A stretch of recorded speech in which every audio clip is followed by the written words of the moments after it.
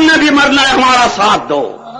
مسلمان صحافیوں، لاہور سے کتاب چھپی ہے بغاوت بنو امیہ، اس کتاب کا ملعون مصنف غلام حسین نجفی، ابلیس کی نسل، کائنات کا بدترین کافر، فاتح مصر، صحابی رسول عمر بن عاص رضی اللہ عنہ کو ماں کی گالی دیتے ہوئے لکھتے، کہتے ہیں عمر بن عاص کی والدہ ایسی بدماش عورت تھی کہ اس کی ٹانگیں رات دن گاہکوں کے لیے اٹھی رہتی تھیں۔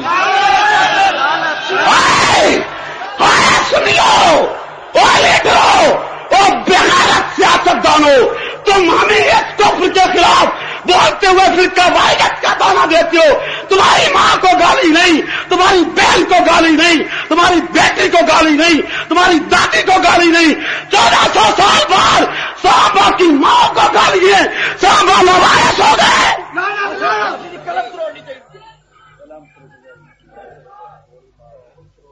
اس دشمن فرقے کی عورت، اس دشمن فرقے کی عورت حکومت کرے اور تم جمہوریت کے عنوان سے بھونکتے چلے جاؤ۔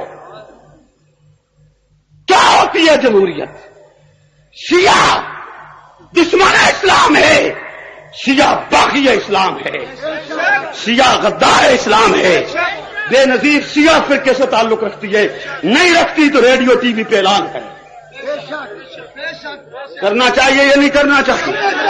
ریڈیو ٹی وی پہ اعلان کرے میں شیعہ نہیں ہوں، صرف اتنی بات نہیں، ریڈیو ٹی وی پہ اعلان کرے میں شیعہ نہیں ہوں، شیعہ نظریات پر لعنت بھیجتی کہ اگر نہیں کہتی ہے پھر عورت کی بات صرف نہیں، ایسا کہ دشمن اور اکبر سے اقتدار ہے، صدیق کی باغی اور اکبر سے اقتدار ہے، قرآن کی منکرہ اور اکبر سے اقتدار ہے۔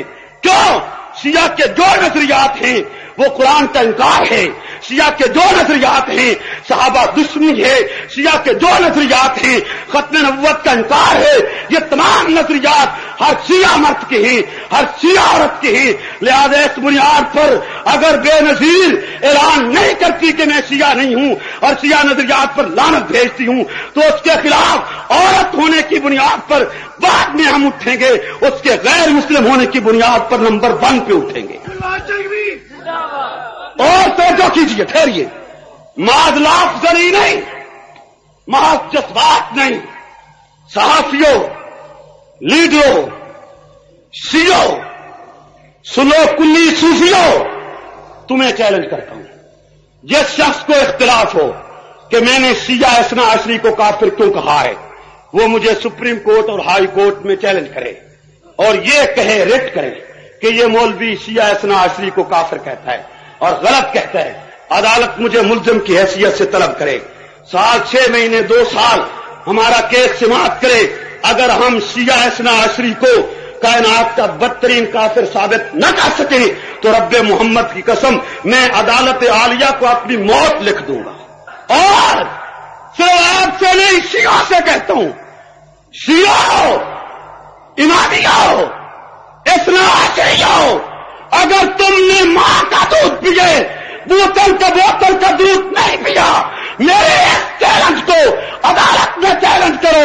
اگر تم نہیں کر سکتے ہو تو بے نظیر پاکستان پہ حکومت نہیں کر سکتی کہ غیر مسلمہ عورت ہے۔ شیعہ زہر کا پیالہ پی سکتا ہے لیکن ہمارے اس اعلان کو چیلنج عدالتی نہیں کر سکتا، اسے اپنے کرتوت معلوم ہے۔